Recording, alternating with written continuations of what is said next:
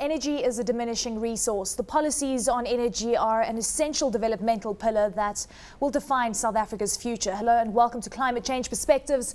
I'm Eleni. Giokos. Joining me in studio, my guest host Daniel Kinnear, Senior Executive Associate at the Africa Strategy Group. And this week we shine the light on the practical and policy choices South Africa is making to preserve and protect the environment whilst producing sufficient energy to fuel growth. And here to share government policy with us is the South African Minister of Energy, Dipuo Peters. Thank you so much for joining us. Great to have you in studio, Minister.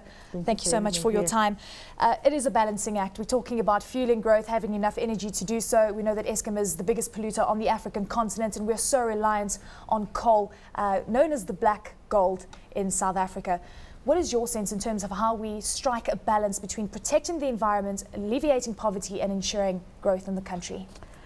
I need to start by indicating that as the government of South Africa, we have taken a decision to make sure that we can respond to our own long-term mitigation scenarios, which is to make sure that by 2020 we have reduced about 34% of our greenhouse gas emissions, and by 2025 about 42%.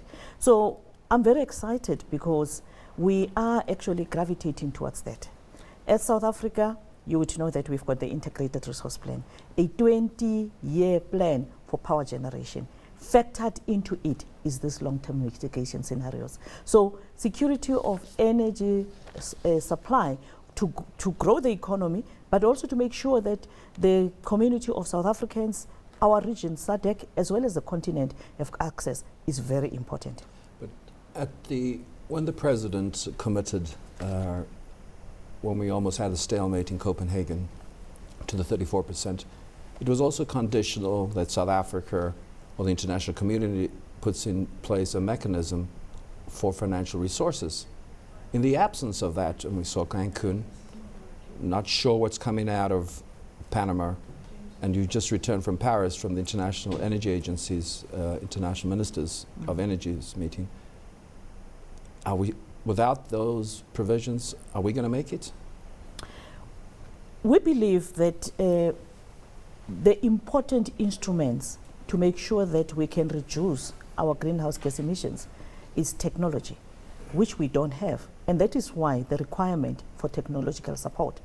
But also we have got capacity challenges. I would want to indicate here that as South Africa, we have established an office called the DNA, Designated National Authority, to make sure that we can then be able to get benefits from the clean development mechanisms.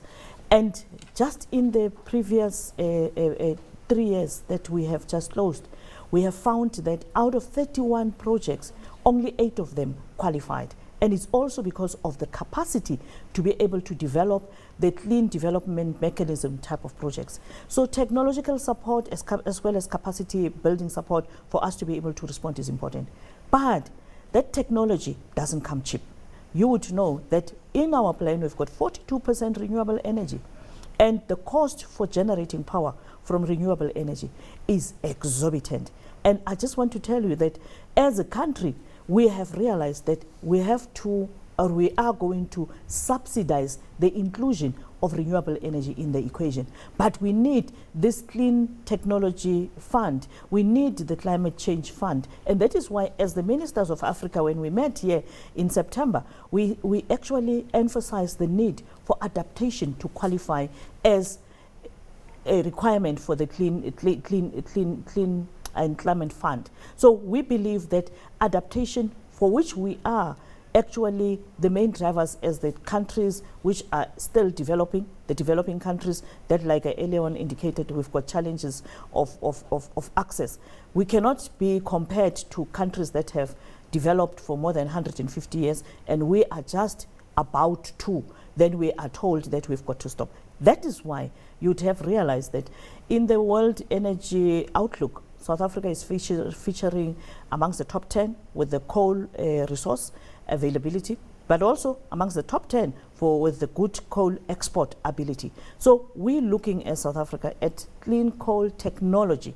So that technology we need support for, we need funding for. And that is why the CCS initiative, the UCG initiative, which is clean, carbon capture and storage, but also underground coal gasification. And we're very excited that our own companies are participating in these initiatives. The UN itself has actually said it's really concerned about the funding and financing of the cleaner energies globally, given the fact that we know Europe is in dire straits. We've seen quantitative easing and stimulus coming through in the US to quite a large extent, and it seems that most of the resources are now going into ensuring that there isn't going to be a financial crisis. Do you think averting an environmental crisis is still top of the agenda? Are we going to see commitment during COP17? We are hoping, but we as South Africa, we believe that we are going to create a platform that would actually generate that type of commitment. But we know that commitment is not something that you are going to realize as a once-off. So we're saying as part of the building blocks going forward, we don't want to arrive at COP25 and there's still talk about commitments. We want to make sure that when we leave Durban on the 9th, there is an indication that the world leaders through the negotiators have been able to gravitate towards agreeing on the need for the priorities in terms of technological support for the developing countries, as well as making sure that we've got financial support. But we believe that we can, and with political commitment and will, avert climate catastrophe. What we're seeing happening on the Horn of Africa is just an indication of things to come. And when you see the impact of the devastation of the world countries, look at what is happening, what happened with Japan, what happened with Haiti, what happened now last week with Turkey. That means there is particular need for us to realize that we need to work together for the benefit of generations to come. Minister, could you give us a price tag in terms of what kind of commitment you would like to see out of COP17 for developing countries with regards to new technology? We are saying as a energy sector, we want to make sure that energy generation, energy transmission, as well as consumption is factored into the requirements for adaptation.